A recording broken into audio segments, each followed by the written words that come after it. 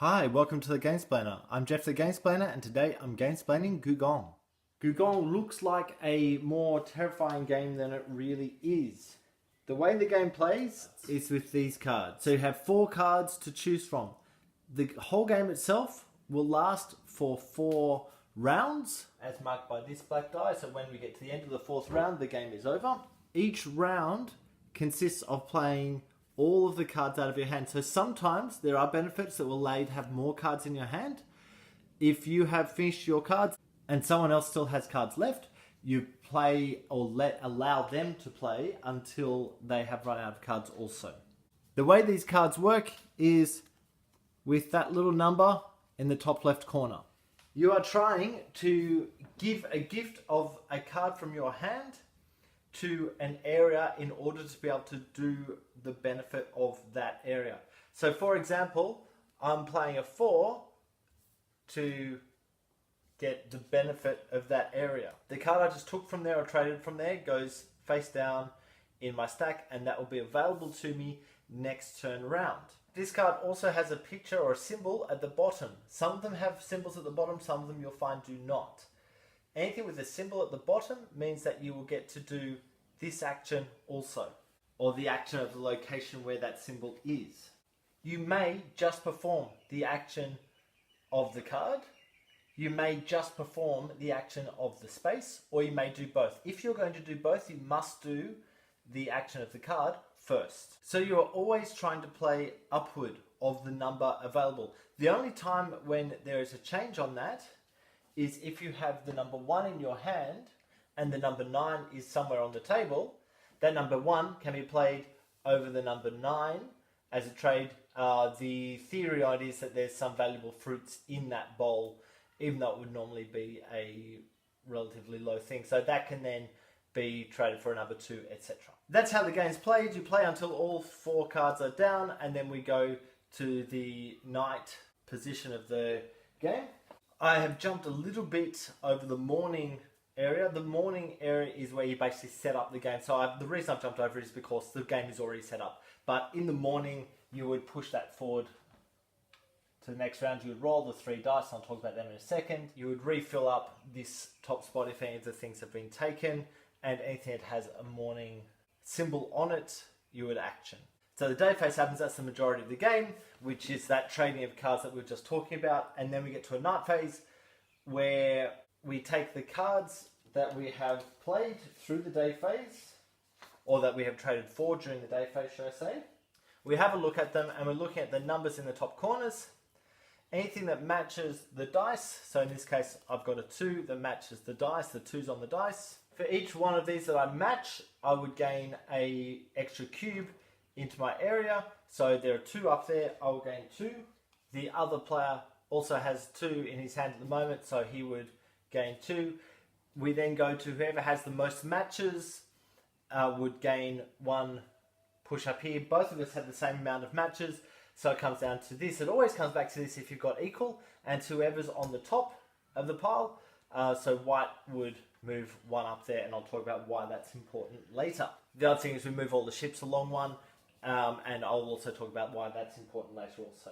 So that's the essence of the game. Now you may be looking at the board going, geez, there's a heck of a lot of stuff going on there. What does it all mean? So let's run around it. I'll start over here. When you go here, you can place one of your cubes. These cubes, by the way, are referred to as servants. You start the game with 6. When you send a servant out, he's no longer available to be sent to another job or another thing to happen. So you've got to watch how many servants you have and find a way to get more servants in. So he would spend 1 cube that's spent to put another cube onto the space. Simply because there's no one else on the space. So it's 1 to go onto the space plus however many other cubes are already on there. Which means that if white also wishes to use that, he's going to have to spend 2 cubes, the one for that, the one for that, to then send 1 cube over to the space. And that's the same deal with all of them. These ones are the level 1 spots. They do stuff in the morning, so as you're kind of doing the reset for the game. These are the level 2 spots. They cost 2 cubes plus the one for everyone that's up there, and they have kind of an ongoing benefit to you of making things a little bit cheaper in terms of sending servants. And these ones are level 3, so they're going to cost you 3 cubes plus 1 for each guy that's up there already, and they will give you points at the end of the game. Now moving around to the Jade. Jade is very easily forgotten in this game, but is also extraordinarily important. The scoring of Jade, and this is where you're going to get big scores at the end of the game, is if you have 1 of them, it's only going to get you 1 point in, but if you have 5 of them, it's going to get you 15 points in.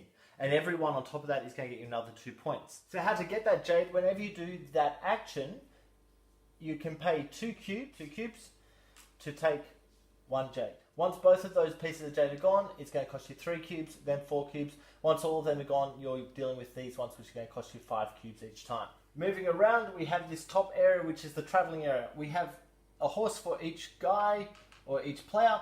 As you start, the very first position you go to, so when you play it, you can just move the horse. You can choose one of the spots, and you get the bonus that's on the token. Those tokens are described in the back of the book, so you can look up what each of them means. So if he, say, goes there as his first step, he takes that token, gets an extra cube, course it's a +1 cube, and puts that there. I'll talk about what this means in a moment. He could then also spend 2 cubes from his supply to be able to move up to 2 more spots. When you do that, you will take the token, immediately gain the benefit, which in this case is a cube down here, then move on to that one, and immediately gain its benefit, which is taking one of the discarded cards back into your hand. So in essence, you'll get an extra turn out of that with the new card that you've just taken. Okay, moving on, we come down to the Great Wall. What happens at the Great Wall is that you will send one of your workers to work on the wall.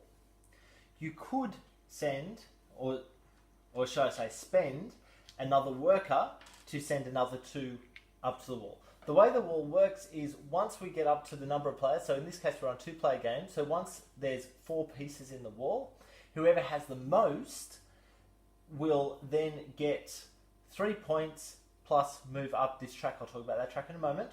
Then everyone who has put workers on the wall and is retrieving them, so if this is what the wall looks like, this player would get, moving up that wall, would get 3 points. Then each player who was on the wall at the start would be able to lower the intrigue marker, and I'll talk about that in a second, to be able to take extra workers or turn one of the dice at the top or take a Jade if they're up high enough.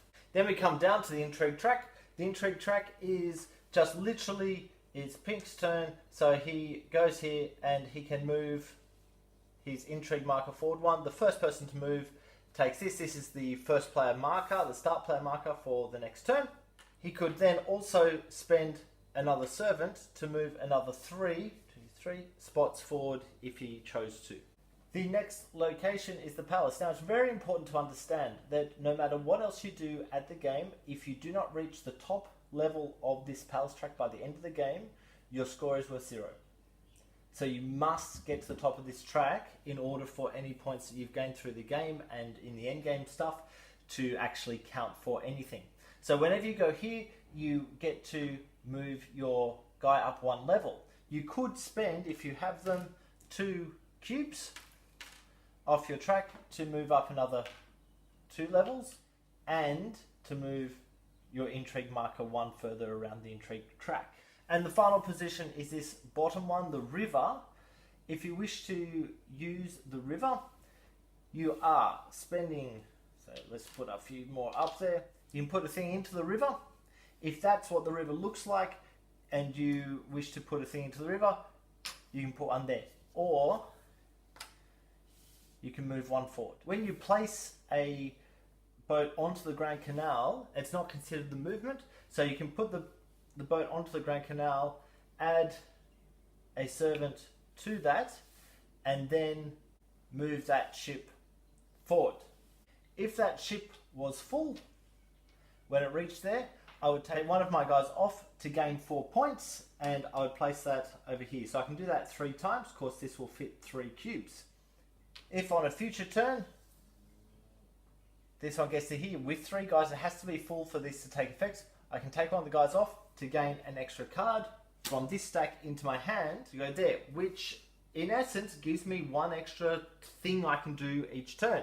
And same deal, if I can get to here with 3 guys in the boat, I can take that off to replace it, and this goes straight onto my servant track, and he's called a double servant. So what he's going to do is wherever he's placed, he's filling up the space of 2 servants. So if he was to be placed on a boat, he'd fill up 2 servant spots, but only as 1 movement or 1 action.